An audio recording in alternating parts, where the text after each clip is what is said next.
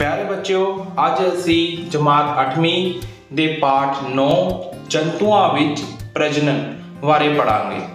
बच्चों, पिंकी ने वर्खा रुत विच अपने घर दे बाहर खड़े पानी दे विच जब देखा तो उसनूं मच्छी वर्गे कुछ जीव नज़र आए, पर नाल ही उसनूं अपने विज्ञान के अध्यापक सुधीर की कही गल याद आई कि जो ये मच्छी वांग जीव दिख रहे हैं ये मच्छी नहीं सगों एक डड्डू होंदे हैं।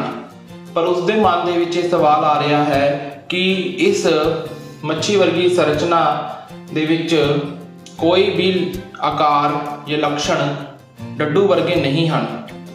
आओ असी इस पाठ नूं पढ़िए तो उस पिंकी दे इस प्रश्न का जवाब लभीए ते नाल ही असी ये समझिए कि जंतुओं विच प्रजनन किवें हुंदा है ते जिहदे विच इंसान खुद भी आंदा है। आओ पाठ दा आरंभ करिए। बच्चों, पिछली 7वीं जमात दे विच असी पौधिਆਂ दे विच प्रजनन बारे पढ़िया सी। हुण इस पाठ दे विच असी जंतुओं दे विच प्रजनन बारे पढ़ा। बच्चों, तुहाडे सामने सारणी 9.1 है। इस दे विच जंतु ते उसदे अपनी वर्गी जीव पैदा होने ते जो संतान का नाम है भरण दिता गया है। मनुख दे विच अपने वर्गा मनुख पैदा करन ते उसनूं बच्चा, बिल्ली विच अपने वर्गी बिल्ली पैदा करन ते उसनूं बलूंगड़ा, कुत्ते विच अपने वर्गा कुत्ता पैदा करन ते उसनूं कतूरा, तितली विच अपने वर्गा बच्चा पैदा करते उन्होंने कैटरपिलर, मुर्गी विच अपना बच्चा पैदा करने वाले नूं चूचा, गौ विच अपनी वर्गी गौ पैदा करने वाले नूं बछड़ा, डड्डू विच अपने वर्गा डड्डू पैदा करने नूं टैडपोल कहते हैं। तो हुण आओ समझिए कि प्रजनन की है। प्रजनन उस प्रक्रिया नूं दर्शाउंदा है जो किसी जीव विच वापरती है, जिस विच एक जीव अपने वर्गा एक नवा जीव पैदा करता है। भाव जीव द्वारा अपनी प्रजाति नूं वधाउण लई अपने समान जीव पैदा करन दी प्रक्रिया नूं प्रजनन कहा जाता है। बच्चों, हुण तुसीं प्रजनन दी परिभाषा नूं समझ गए होवोगे कि किसी जंतु द्वारा अपने वर्गा जंतु पैदा करना ताकि उस जंतु की प्रजाति की होंद बनी रहे प्रजनन कहलाउंदा है। आओ हुण पढ़िए कि प्रजनन दीयां किहड़ियां दो विधियां हुंदियां हन। बच्चों, प्रजनन दी दो विधियां हुंदियां हन, लिंगी प्रजनन अते अलिंगी प्रजनन। आओ लिंगी प्रजनन नूं समझिए। प्रजनन दी ओ विधि जिस विच दो युग्मक मिल के युग्मज बना के नवे जीव का निर्माण करते हैं उस नूं लिंगी प्रजनन कहते हैं। बच्चों, इत्थे शब्द आया है युग्मक। युग्मक नर दे विच शुक्राणु हुंदा है जबकि मादा दे विच अंडाणु हुंदा है। आओ असी शुक्राणु अते अंडाणु बारे विस्तारपूर्वक पढ़िए। बच्चों, तुहाडे सामने नर जनन अंग दर्शाया गया है।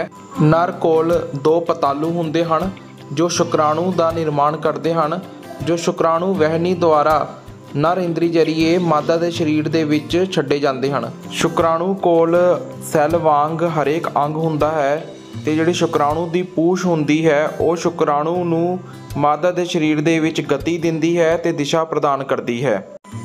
मादा के शरीर के विच दो अंडकोश हुंदे हन जो हर महीने एक अंडाणु का निर्माण करते हैं। जिथे अंड निकास वहनी दे विच उन्हां दा मिलाप शुक्राणु नाल हुंदा है ते सिट्टे वजों युग्मक तो युग्मज का निर्माण हुंदा है। बाद विच ये भ्रूण बन के बच्चेदानी की सतह ते चिपक जाता है ते उत्थे फिर फीटस यानी कि पूर्ण विकसित बच्चे के रूप दे विच विकसित हुंदा है। निषेचन नर युग्मक अते मादा युग्मक दे निषेचन मगरों युग्मज बनता है। ये एक सैली हुंदा है ते बाद च विकसित होकर अनेका सैल वाले भ्रूण ते उस तो बाद फीटस दे निर्माण करता है।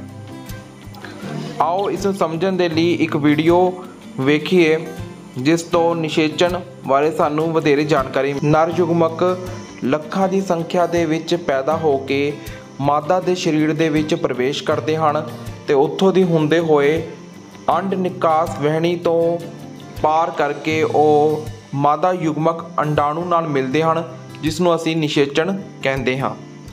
ਲੱਖਾਂ ਸ਼ੁਕਰਾਣੂਆਂ ਵਿੱਚ ਕੋਈ ਇੱਕ ਸ਼ੁਕਰਾਣੂ ਹੀ ਅੰਡਾਣੂ ਨਾਲ ਮਿਲ ਕੇ ਨਿਸ਼ੇਚਣ ਕਰਨ ਵਿੱਚ ਸਫਲ ਹੋ ਪਾਉਂਦਾ ਹੈ। ਆਓ ਹੁਣ ਸਮਝੀਏ ਨਿਸ਼ੇਚਣ ਕਿੰਨੀ ਤਰ੍ਹਾਂ ਦਾ ਹੁੰਦਾ ਹੈ। ਨਿਸ਼ੇਚਣ ਦੋ ਤਰ੍ਹਾਂ ਦਾ ਹੁੰਦਾ ਹੈ, ਅੰਦਰੂਨੀ ਤੇ ਬਾਹਰੀ। ਅੰਦਰੂਨੀ ਨਿਸ਼ੇਚਣ ਜਿਸ ਵਿੱਚ ਮਾਦਾ ਦੇ ਸਰੀਰ 'ਚ ਨਰ ਯੁਗਮਕ ਅਤੇ ਮਾਦਾ ਯੁਗਮਕ ਮਿਲ ਕੇ ਯੁਗਮਜ ਬਣਾਉਂਦੇ ਹਨ, ਉਦਾਹਰਣ ਮੁਰਗੀ, ਮਨੁੱਖ, ਬਿੱਲੀ ਆਦਿ। ਬਾਹਰੀ ਨਿਸ਼ੇਚਣ ਜਿਸ 'ਚ ਮਾਦਾ ਯੁਗਮਕ ਤੇ ਨਰ ਯੁਗਮਕ ਆਪਸ ਵਿੱਚ ਮਾਦਾ ਦੇ ਸਰੀਰ ਤੋਂ ਬਾਹਰ ਜਾ ਕੇ ਯੁਗਮਜ ਦਾ ਨਿਰਮਾਣ ਕਰਦੇ ਹਨ, ਉਦਾਹਰਣ ਡੱਡੂ, ਮੱਛੀ ਆਦਿ।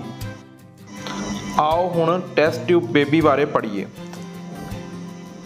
ਇਸ 'ਚ ਜਿਹੜੀ ਮਾਦਾ 'ਚ ਅੰਡਕੋਸ਼ ਬੰਦ ਹੋਣ ਕਰਕੇ ਮਾਂ ਨਹੀਂ ਬਣ ਸਕਦੀਆਂ, ਉਹਨਾਂ ਦਾ ਤਾਜ਼ਾ ਮਾਦਾ ਯੁਗਮਕ ਤੇ ਪੁਰਸ਼ ਤੋਂ ਤਾਜ਼ਾ ਨਰ ਯੁਗਮਕ ਨੂੰ ਡਾਕਟਰ ਮਾਦਾ ਦੇ ਸਰੀਰ ਬਾਹਰ IVF ਟੈਕਨੀਕ ਨਾਲ ਨਿਸ਼ੇਚਣ ਕਰਵਾ ਕੇ ਕੁਝ ਹਫ਼ਤੇ ਰੱਖ ਕੇ ਫਿਰ ਮਾਦਾ ਦੇ ਸਰੀਰ ਦੀ ਬੱਚੇਦਾਨੀ 'ਚ ਸਥਾਪਿਤ ਕਰ ਦਿੰਦਾ ਹੈ, ਜਿਸ ਤੋਂ ਬਾਅਦ ਉਸ ਦਾ ਨਿਰਮਾਣ ਇੱਕ ਆਮ ਬੱਚੇ ਵਾਂਗ ਹੀ ਹੁੰਦਾ ਹੈ।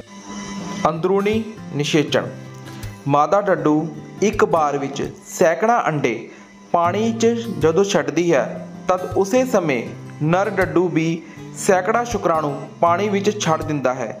ਦੋਵੇਂ ਯੁਗਮਕ ਵਿੱਚ ਜਦ ਨਿਸ਼ੇਚਣ ਹੁੰਦਾ ਹੈ ਤਾਂ ਸਿੱਟੇ ਵਜੋਂ ਯੁਗਮਜ ਬਣਦਾ ਹੈ, ਪਰ ਇਸ ਬਾਹਰ ਇੱਕ ਜੈਲੀ ਵਾਂਗ ਪਦਾਰਥ ਹੁੰਦਾ ਹੈ ਜੋ ਇਸ ਨੂੰ ਸੁਰੱਖਿਆ ਪ੍ਰਦਾਨ ਕਰਦਾ ਹੈ।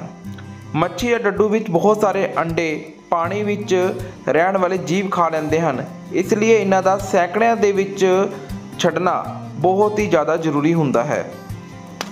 ਆਓ ਹੁਣ ਅਸੀਂ ਪਿੰਕੀ ਦੇ ਸਵਾਲ ਦਾ ਜਵਾਬ ਲੱਭੀਏ ਕਿ ਇੱਕ ਡੱਡੂ ਦਾ ਬੱਚਾ ਡੱਡੂ ਨਾਲੋਂ ਵੱਖਰਾ ਕਿਉਂ ਵਿਖਾਈ ਦਿੰਦਾ ਹੈ।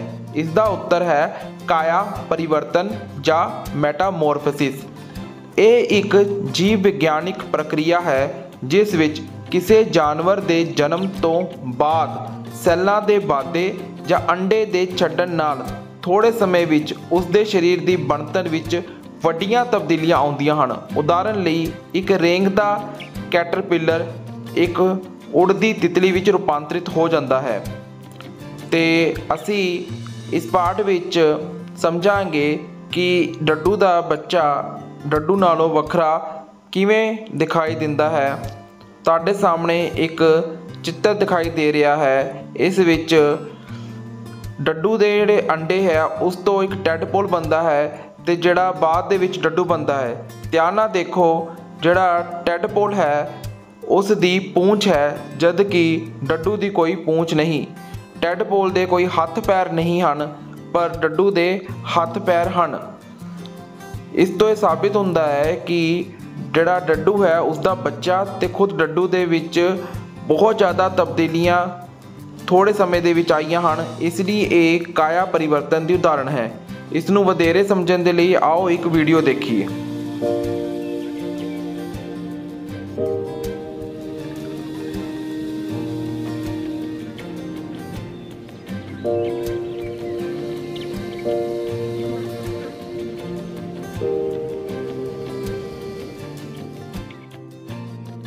ਆਓ ਅਸੀਂ ਹੁਣ ਅਲਿੰਗੀ ਪ੍ਰਜਨਨ ਬਾਰੇ ਸਮਝੀਏ।